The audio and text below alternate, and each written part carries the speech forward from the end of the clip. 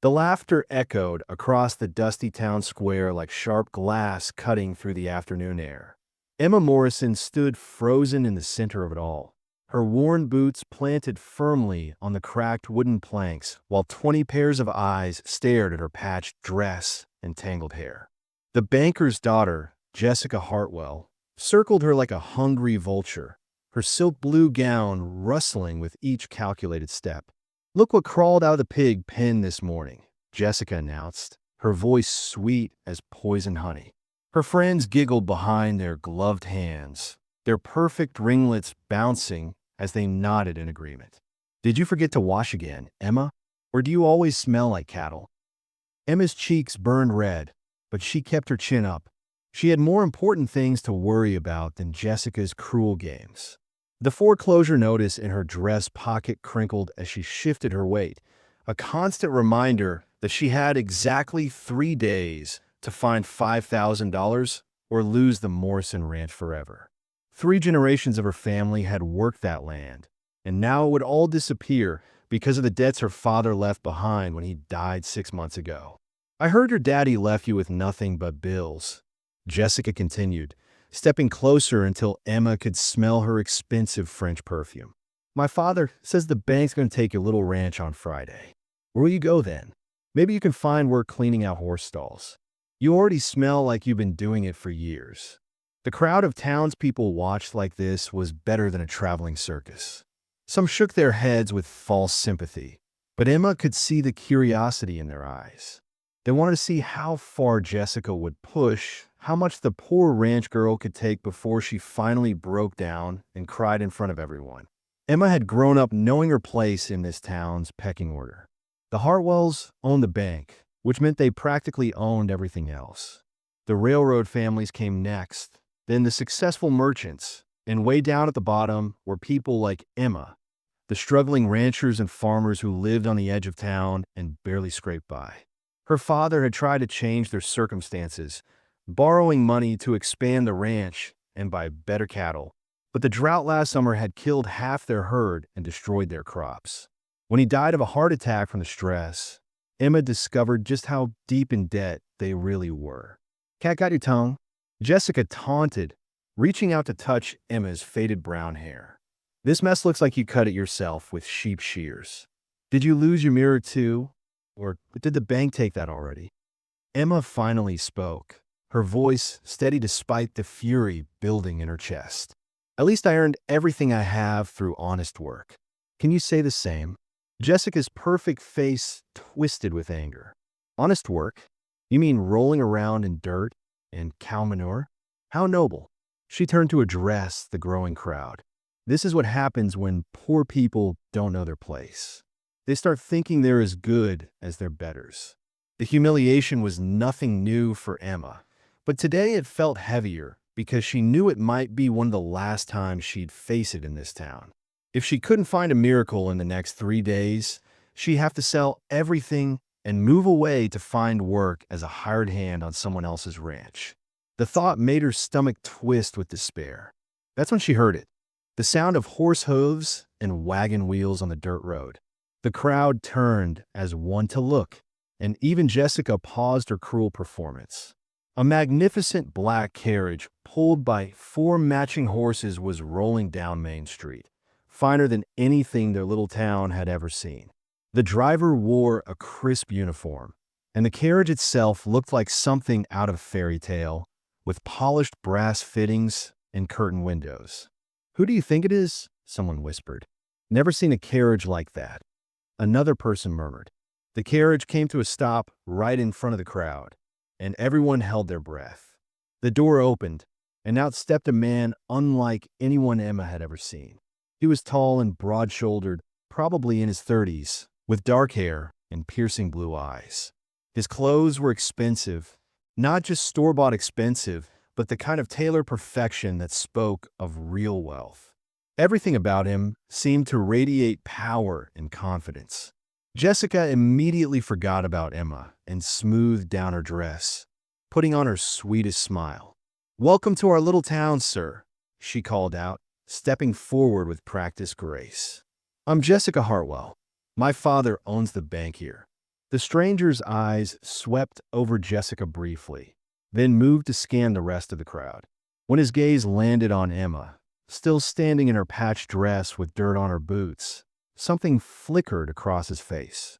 He studied her for a long moment, taking in her defiant posture and the determined set of her jaw despite the obvious humiliation she'd just endured. "Interesting," he said quietly, his voice carrying just a hint of an accent that Emma couldn't quite place. "European, maybe?"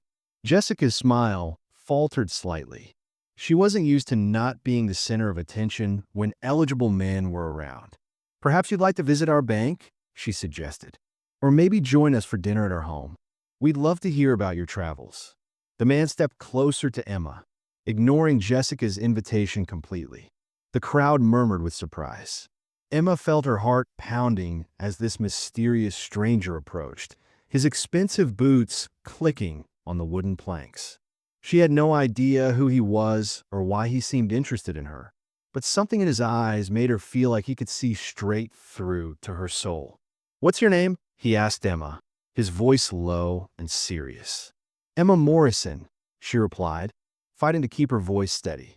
She was acutely aware of how she must look next to his polished perfection, like a sparrow standing next to an eagle.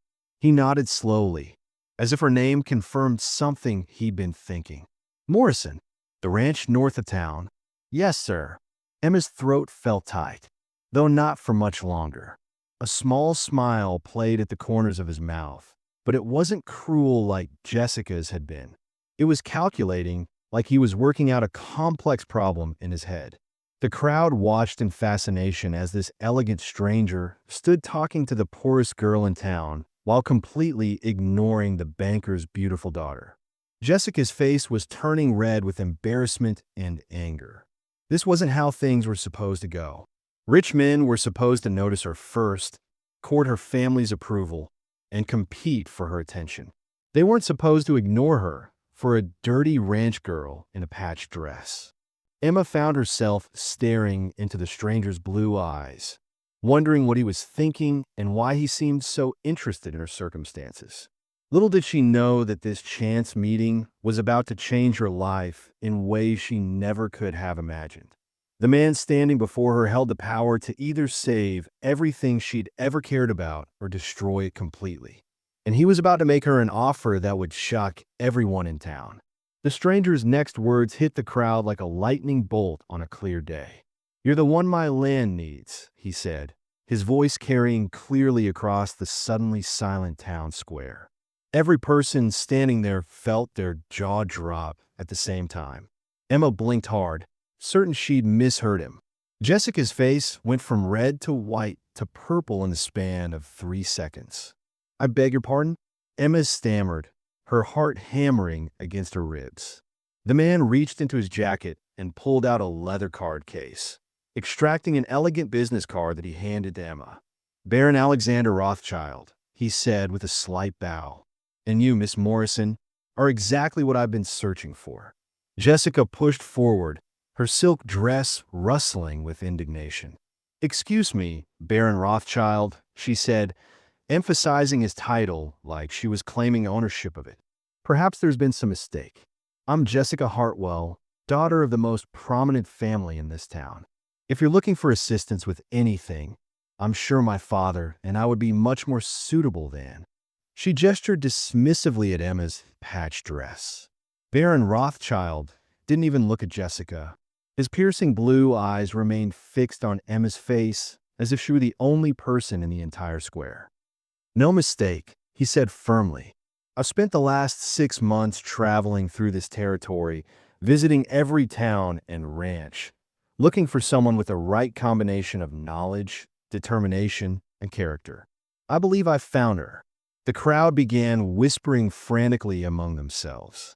Emma heard fragments of their conversations floating around her like autumn leaves in the wind. Did he just ignore the banker's daughter? What does he want with Emma Morrison? This can't be real. Someone needs to tell him about her family's debts. Emma looked down at the business card in her trembling hands.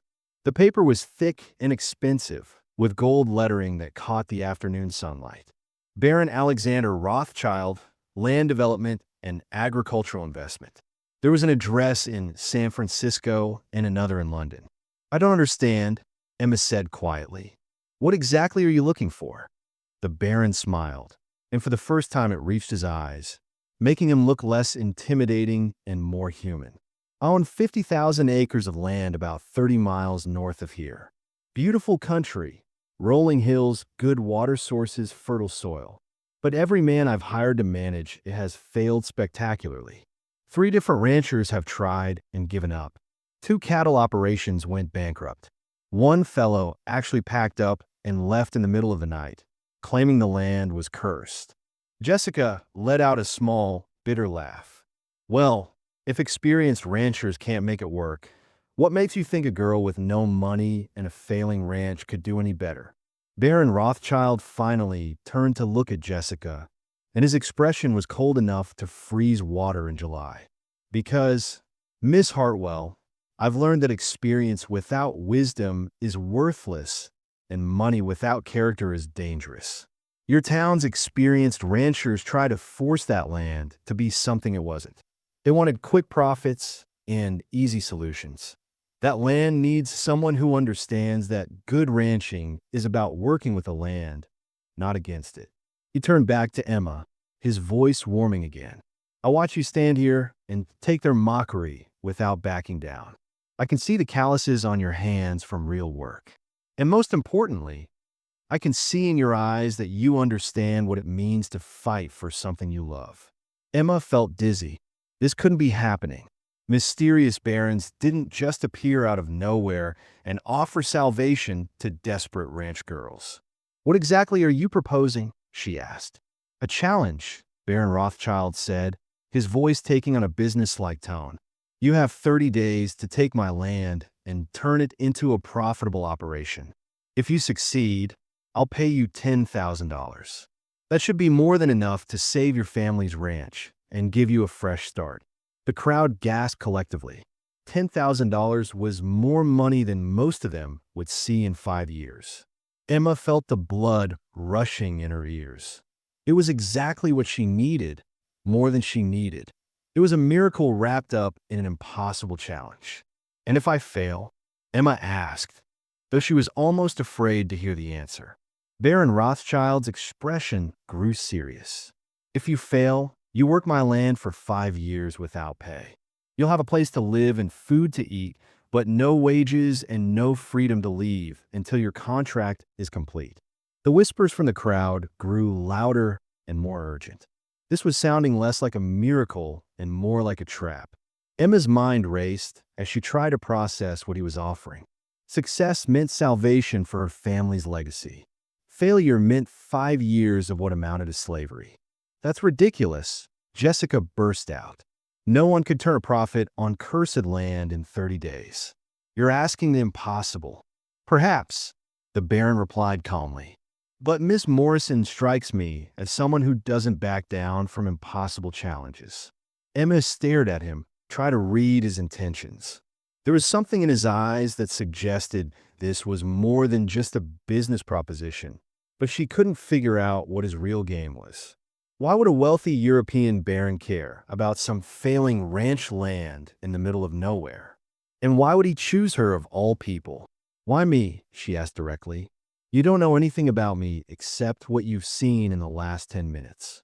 Baron Rothschild stepped closer, and Emma caught a whiff of expensive cologne mixed with the scent of fine leather. I know you've kept your family's ranch running for 6 months after your father died, despite having no help and mounting debts. I know you came to town today not to socialize or shop, but to find a way to save what matters to you. I know you stood up to public humiliation without crying or running away. And I can see in your posture, in your hands, that you're not afraid of hard work. He paused, studying her face carefully. But most importantly, I have a feeling about you. Call it intuition, call it gamble. But something tells me you're the kind of person who finds a way to succeed when failure isn't an option. Emma's heart was pounding so hard she was sure everyone could hear it. The smart thing would be to walk away. The safe thing would be to thank him politely and decline his crazy offer. But safety wasn't an option anymore. In 3 days, she'd lose her ranch anyway, and then she'd be left with nothing but the clothes on her back and nowhere to go.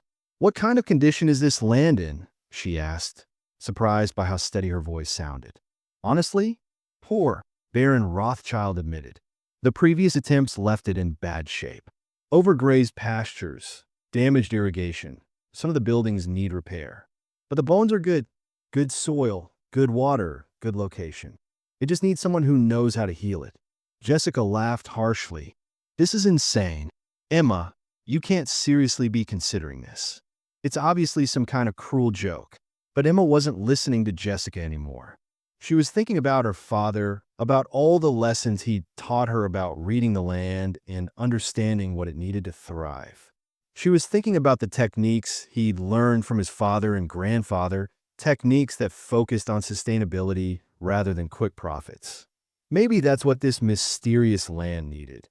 Not someone trying to get rich quick, but someone willing to put in the time and care to do things right. "I'll need to see the land first," Emma said, her voice growing stronger with each word. "And I'll need to know exactly what resources I'll have to work with." Baron Rothschild's smile widened. "Of course. We can ride out there tomorrow morning if you'd like. But I'll need your answer by tomorrow evening. I have other business to attend to, and I can't wait indefinitely." Emma nodded, her mind already racing with possibilities and plans. This was crazy, dangerous, and probably doomed to failure. But it was also the only chance she had left. The crowd watched in stunned silence as the poorest girl in town shook hands with one of the richest men they'd ever seen, sealing a bargain that would either make her fortune or destroy her completely. Emma's heart sank as she stared across the Baron's 50,000 acres the next morning. From her position on the small hill where they'd stopped the carriage, she could see exactly why 3 different ranchers had given up. The land stretched out before her like a graveyard of broken dreams. Dead brown grass, dried up creek beds, and scattered bones of cattle that had died from thirst or disease. The few buildings she could make out in the distance looked like they were barely standing. "This is it," Baron Rothschild said quietly, stepping down from the carriage to stand beside her. "Not quite what you were expecting." Emma walked a few steps forward, her boots crunching on the brittle grass. The morning sun beat down mercilessly, and she could feel the heat radiating up from the parched earth. "It looks like a desert," she said honestly. "How long has it been like this?" "The last rancher abandoned it 8 months ago," the Baron replied. "Before that, it was getting progressively worse for about 2 years. Each man who tried claimed the land was fighting them, like it didn't want to be farmed." Emma knelt down and grabbed a handful of dirt, rubbing it between her fingers. Something didn't feel right. The soil was bone dry on top, but when she dug down a few inches, she could feel moisture. That was strange. If the land was truly barren, the soil should be dry all the way down. She stood up and brushed off her hands, her mind already working on the puzzle. "I'd like to walk around and look at everything," she said. "Can we start with those buildings over there?" They spent the next 3 hours exploring the property, and with each step, Emma became more convinced that this land wasn't cursed. It was just misunderstood. The buildings were in better shape than they'd looked from a distance, needing mostly minor repairs and a good cleaning. More importantly, she found evidence that the previous ranchers had made some basic but costly mistakes. "Look at this," she said, pointing to a series of deep furrows that ran straight up and down the hillsides. They plowed against the natural slope of the land. That's why all the topsoil washed away when it rained. And see how they positioned the cattle pens right next to the creek? That contaminated the water source. Baron Rothschild watched her with growing interest as she continued her investigation. "You think you know what went wrong?" Emma nodded, excitement building in her chest despite the challenging circumstances. "They were trying to turn this into farmland, but it's not meant to be farmland. This is grazing country.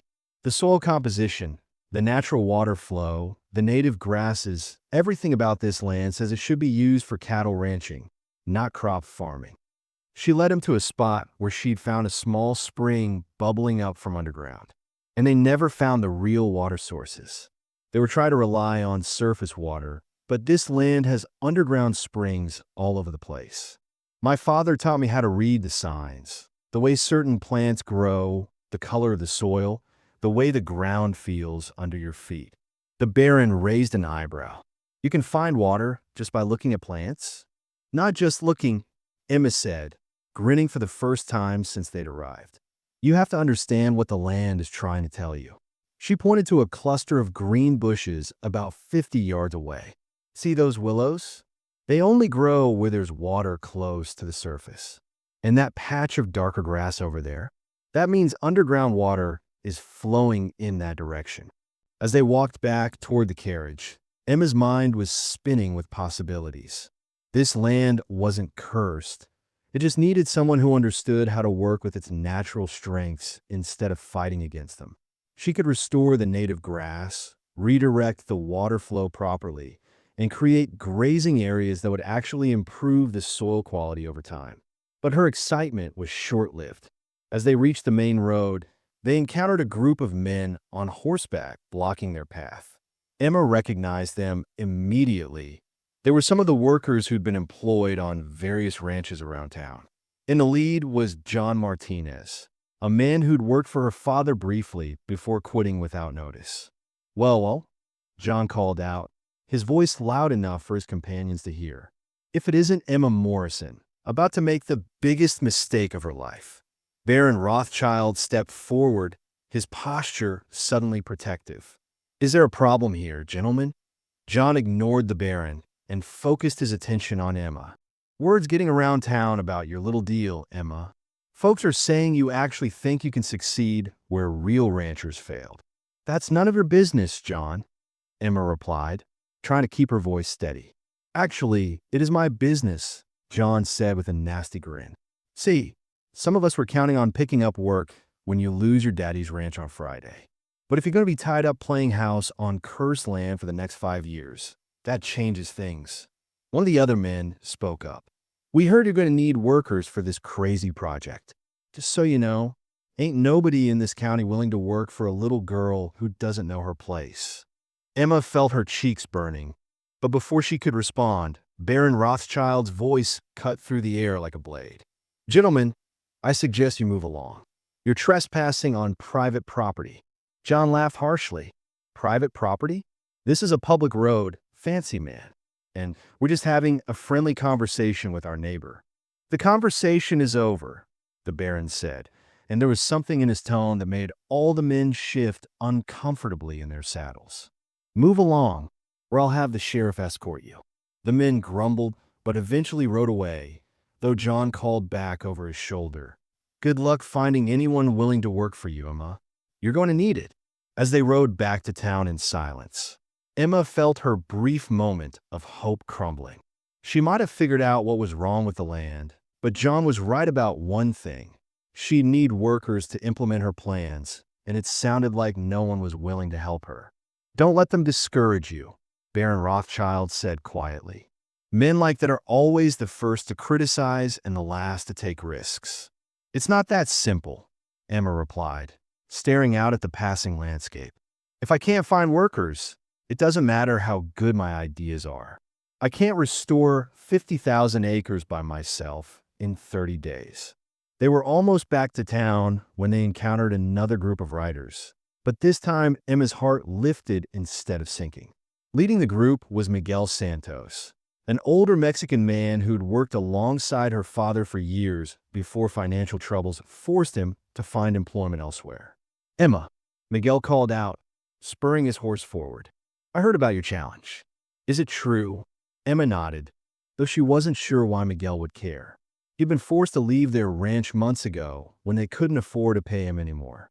Miguel's weathered face broke into a wide smile. Your father was a good man, and he taught you well. If you say you can make that land work, I believe you.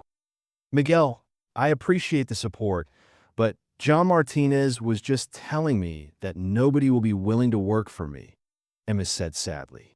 John Martinez is a fool who never learned anything because he thought he already knew everything, Miguel replied with a dismissive wave of his hand.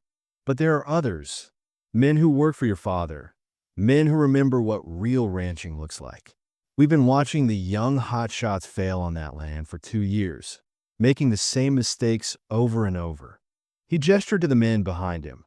Emma recognized several of them as experienced ranch hands who'd been struggling to find steady work.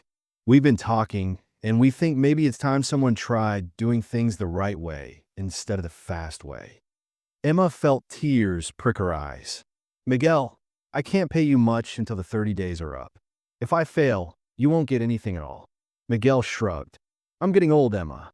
I'd rather spend my time working for someone I respect, whether she can pay me or not, than working for fools who treat me like dirt but have money. Baron Rothschild watched this exchange with great interest, saying nothing but taking note of everything. As they finally reached town, Emma was feeling cautiously optimistic again. She had a plan for the land, and now she might have workers willing to help implement it. But as they pulled up in front of the hotel, Jessica Hartwell was waiting for them with a smile that made Emma's blood run cold. Jessica was holding a piece of paper, and her expression was that of someone who'd just drawn a winning poker hand. Emma, darling, Jessica called out sweetly, I have some wonderful news for you. Daddy and I have been so worried about your little adventure that we've decided to help you out. Emma's stomach dropped. When Jessica Hartwell offered to help, it usually meant she was about to make things much, much worse. What kind of help? Baron Rothschild asked, his voice carefully neutral. Jessica's smile widened. Well, we've been asking around about that cursed land, and we discovered some very interesting information. It seems there are some legal complications that might affect Emma's ability to work there. Nothing that can't be resolved, of course, but it might take some time. Possibly more time than she has. Emma felt the world spinning around her as Jessica held up the paper with obvious satisfaction. Whatever was written on that document, Emma could tell it was going to destroy her last hope of saving her family's ranch. Jessica waved the legal document in the air like a victory flag. It turns out there's been a surveying error, she announced with fake concern. Part of that land actually belongs to the railroad company. Any work done there without proper permits could result in criminal charges. Emma felt her heart drop in her boots. After everything, figuring out the land's problems, finding workers willing to help, building hope for the first time in months, it was going to end because of paperwork. But Baron Rothschild surprised everyone by laughing. Not a polite chuckle, but a genuine, amused laugh that echoed across the town square. Miss Hartwell, he said, stepping forward with a smile that didn't reach his eyes, I think it's time we cleared up a few misunderstandings. He reached into his jacket and pulled out a thick folder of documents. First, there is no surveying error. I had the entire property professionally surveyed 6 months ago, and every acre belongs to me free and clear. He handed one of the papers to Jessica, who stared at it with growing confusion. But more importantly, the Baron continued, his voice taking on a commanding tone that made everyone listen. I think you should know who you're dealing with. My full name is Baron Alexander Rothschild of the Rothschild Railroad Development Company. I'm not just some wealthy tourist passing through your town. The crowd gasped collectively. Everyone had heard of the Rothschild Railroad Company. They were building tracks across the entire Western Territory, connecting remote towns to major cities and making fortunes in the process. Emma stared at him in shock. You with the railroad? I am the railroad, Baron Rothschild corrected. At least for this region. I've been scouting locations for our next major line, and this area is perfect for our needs. The question is, how do we build it without destroying the communities that already exist here?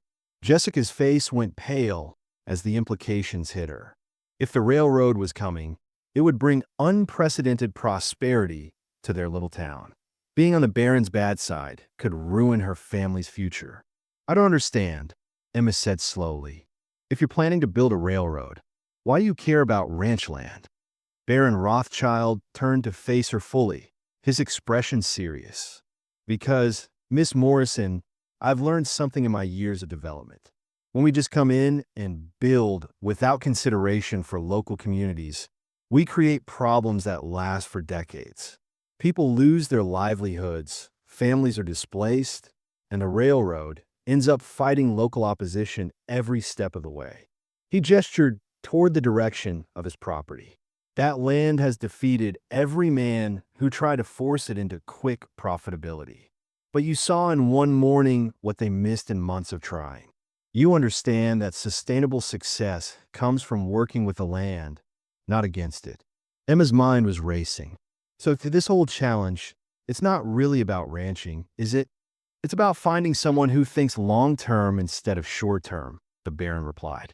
The railroad needs local partners who understand the land and the people. Someone who can help us develop this region in a way that benefits everyone, not just the railroad company. Miguel, who had been listening quietly, stepped forward. What exactly are you proposing, Baron? If Miss Morrison can prove she can restore that land using sustainable methods, I'll offer her a permanent partnership. She'll oversee all agricultural development along our new rail line.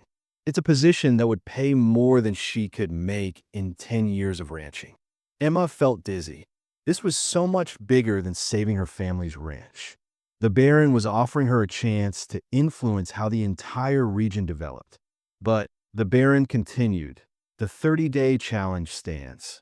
If she can't prove her methods work on a large scale, then I'll know she's not ready for this level of responsibility. Jessica finally found her voice. This is ridiculous. You can't seriously be considering a partnership with a girl who can't even save her own ranch.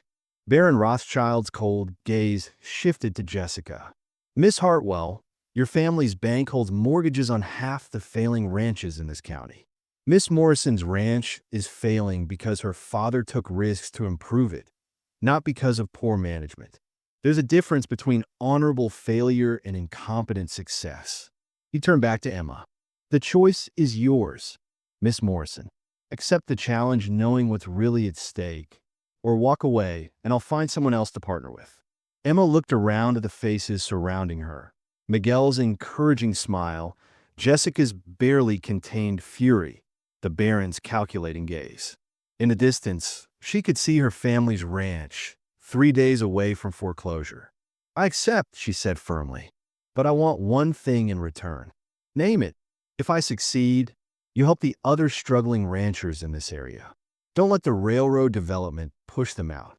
Baron Rothschild smiled, and this time it was genuine. Miss Morrison, that's exactly the kind of thinking I was hoping to find. As they shook hands again, Emma realized her world had just expanded far beyond saving one ranch. She was now playing for the future of her entire community. 3 weeks into the 30-day challenge, Emma's transformation of the Baron's land was nothing short of miraculous.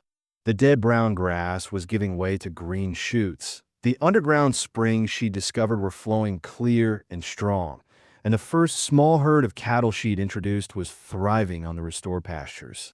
But Jessica Hartwell wasn't finished with her yet. Emma was directing Miguel and his crew in building new water troughs when she saw Jessica's carriage approaching with a group of well-dressed men. Her stomach clenched as she recognized them.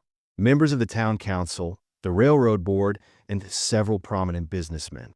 Emma, darling, Jessica called out as she stepped down from the carriage, her voice dripping with false sweetness. I brought some visitors who wanted to see your little project. One of the men, whom Emma recognized as Judge Patterson from the county seat, stepped forward with a serious expression. Miss Morrison, we've received some disturbing reports about your activities here. Emma wiped her hands on her work shirt and straightened her shoulders. What kind of reports? Jessica smiled triumphantly. Well, it seems some people are concerned about the methods you're using. There are rumors that you've been cutting corners, shall we say, using questionable practices to achieve these results. That's ridiculous, Miguel interrupted, stepping forward to stand beside Emma. Everything we've done here has been honest work. Judge Patterson held up his hand. We've received sworn statements that Miss Morrison has been using illegal fertilizers and possibly contaminating the water supply to create the illusion of success. Emma felt the blood drain from her face. This was Jessica's most vicious attack yet. not just questioning her methods, but accusing her of illegal activity that could result in criminal charges. "Those are lies," Emma said firmly. "Every technique I've used was taught to me by my father and learned by him from his father.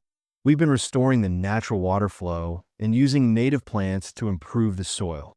Nothing illegal about that." But she could see doubt creeping into some of the men's faces. Jessica had chosen her moment carefully, with only 1 week left in the challenge. Any delay caused by an investigation could doom Emma's chances. That's when Baron Rothschild appeared, riding up on horseback with an expression that could have frozen fire. "Gentlemen," he said, dismounting smoothly, "what brings you to my property?" Jessica stepped forward confidently. "Baron, we're here to protect you from being deceived.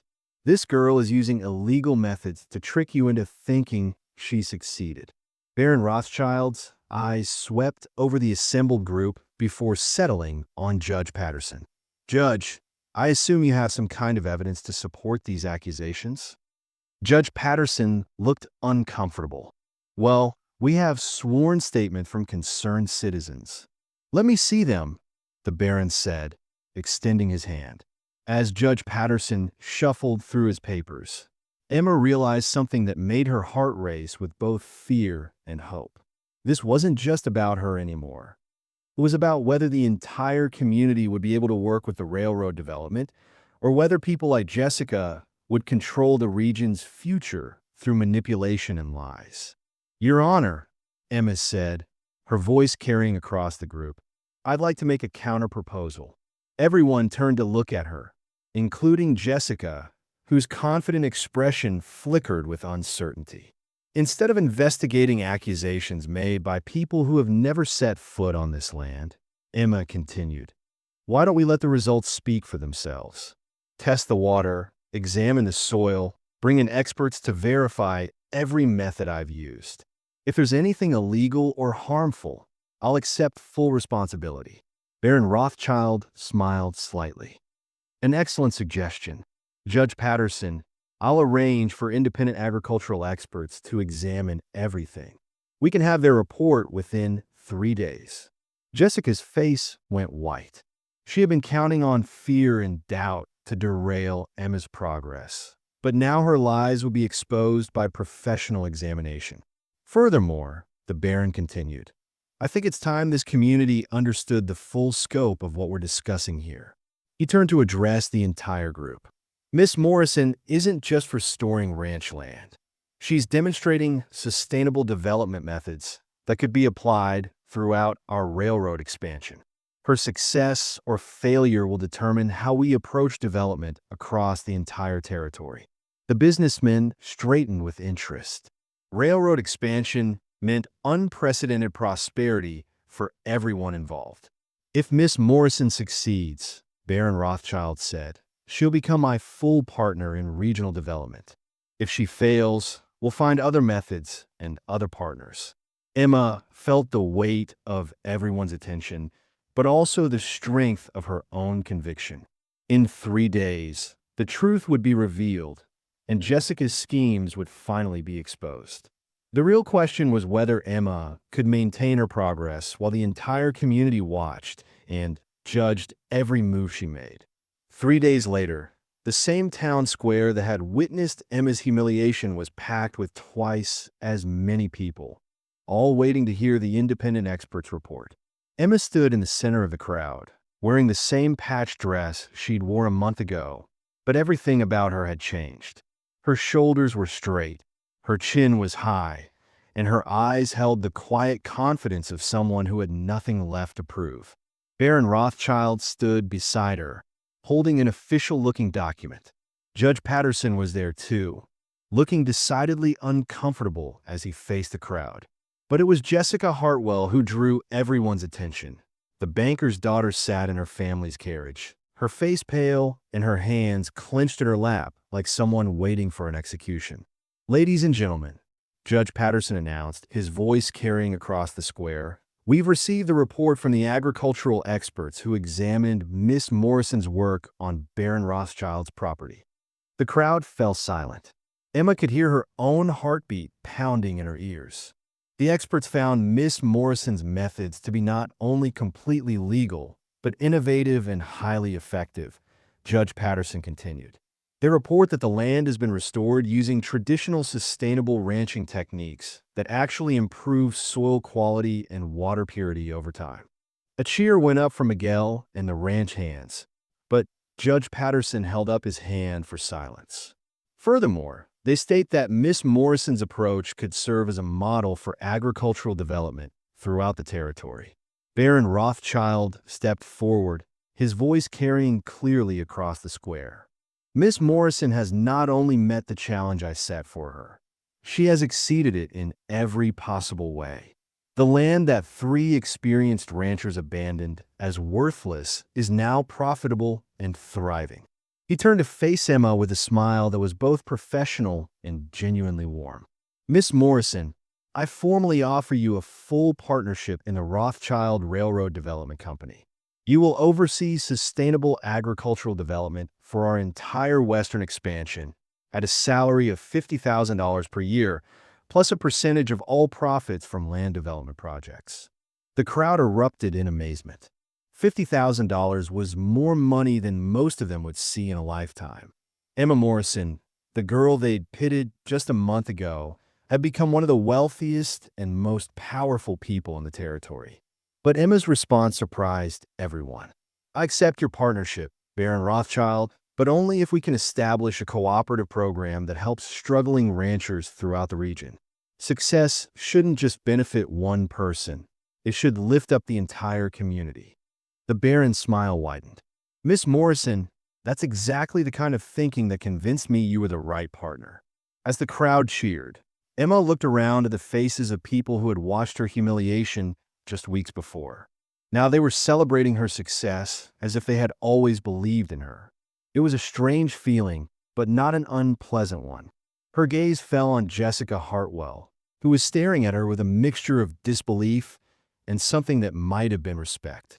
For the first time in her life, Jessica looked uncertain, like she was questioning everything she believed about her own importance. Miguel pushed through the crowd to reach Emma's side. Your father would be so proud, he said, his weathered face beaming with joy. You've done something amazing here. Emma felt tears prick her eyes. We did something amazing, Miguel. None of this would have been possible without you and the others who believed in me. 1 year later, Emma stood in the same town square, but now was bustling with activity from the new railroad station that had brought prosperity to the entire region. The Morrison Ranch was not only saved, but had become the headquarters for the most successful agricultural cooperative in the territory. Dozens of families who had been struggling to survive were now thriving as part of Emma's innovative partnership program. Jessica Hartwell walked up to her, no longer dressed in silk, but in practical working clothes. The banker's daughter had surprised everyone by asking to join Emma's cooperative, claiming she wanted to learn what real work felt like.